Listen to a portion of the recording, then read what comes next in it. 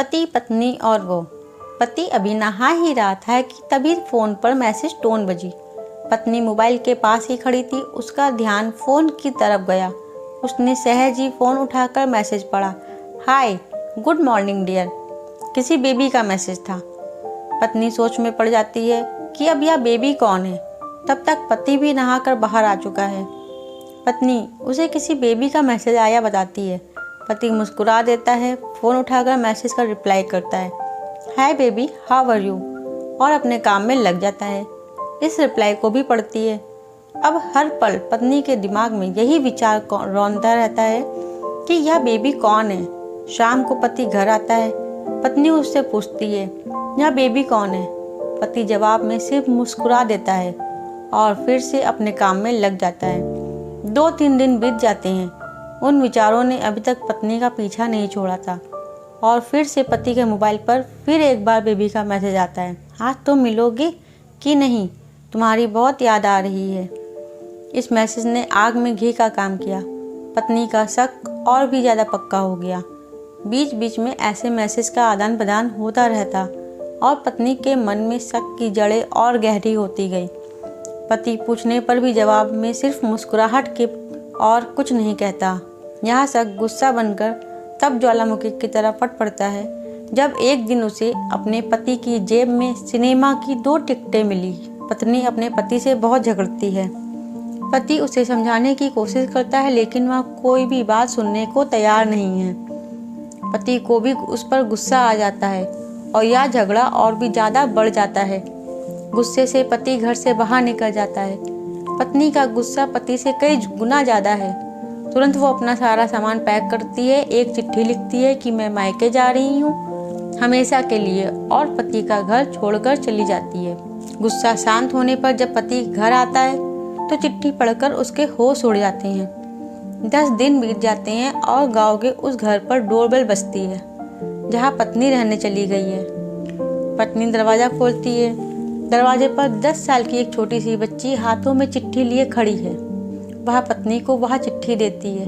बच्ची से वह चिट्ठी लेकर पत्नी चिट्ठी खोलकर पढ़ती है, डियर वाइफ, जिस बेबी की वजह से हम दोनों में इतने झगड़े हुए और तुम हमारा घर छोड़कर यहाँ चली आई, यह बच्ची जो अभी तुम्हारे सामने खड़ी है वह वही बेबी है।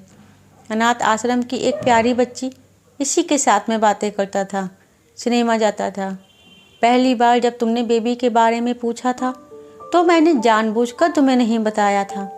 सोचा था थोड़ा मजाक करता हूँ, देखता हूँ तुम कैसे रिएक्ट करती हो, लेकिन मैंने यह कभी नहीं सोचा था कि तुम्हारा शक इतना बढ़ जाएगा कि तुम घर ही छोड़ दोगी।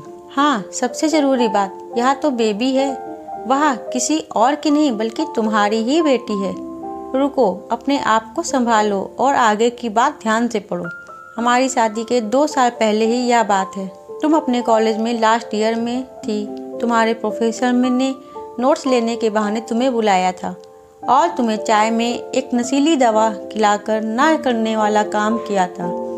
इसमें तुम्हारी कोई गलती नहीं थी लेकिन कुदरत ने अपना काम किया और तुम्हारे पेट में इस बेबी को डाल दिया।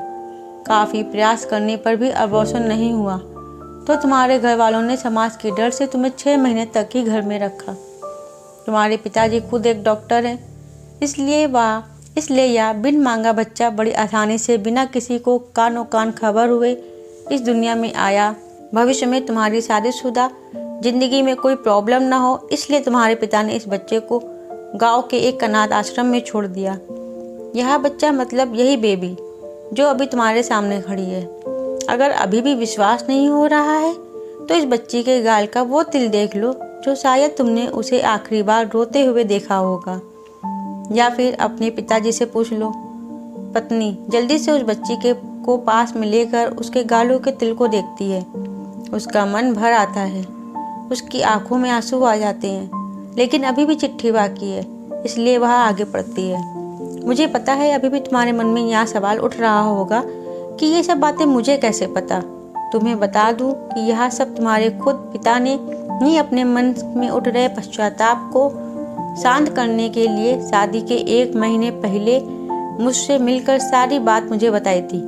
उन्होंने यह भी कहा था कि अगर मैं चाहूँ तो शादी से इनकार कर सकता हूँ। मैं स्वीकार किया, क्योंकि इस पूरी घटना में तुम्हारी कोई गलती नहीं थी और हमारी शादी हो गई। तुमने मुझे बहुत प्यार दिया, लेकिन तुम्हारे पिता से बेबी के बारे में जानने के बाद मैं उसे बिना मिले नहीं रह पाया। मैं बीच बीच में उससे मिलता था। उससे मिलना, उसके साथ समय बिताना मुझे अच्छा लगता था। कितनी प्यारी बच्ची बिना किसी गलती के क्यों सज़ा भुगते, बस इसलिए मैं उसे थोड़ी सी खुशी देने की कोशिश करता था। बस मुझे इतना ही कहना था।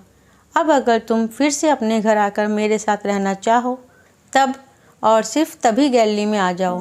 तुम्हारा और सिर्फ तुम्हारा डियर पति। बिना एक क्षण की भी देरी करे पत्नी दौड़कर गैलरी में पहुंची। रास्ते पर उसका पति खड़ा था। उसके चेहरे पर मुस्कान थी, पत्नी की आंखों में आंसू। कारण कुछ भी हो, अपने दोनों के बीच में कभी भी शक को जगह मत दो, क्योंकि दुनिया में हर बीमारी का इलाज है, लेकिन शक नाम का बीमारी का कोई इलाज नहीं। मन शांत रखो, जो भी मन में आए एक दूसरे का बताओ। तो दोस्तों, आपकी इस कहानी पर क्या राय है कमेंट बॉक्स में ज़रूर बताइएगा। चैनल पर नए हो तो चैनल को सब्सक्राइब कर लीजिए। तब तक के लिए राधे राधे।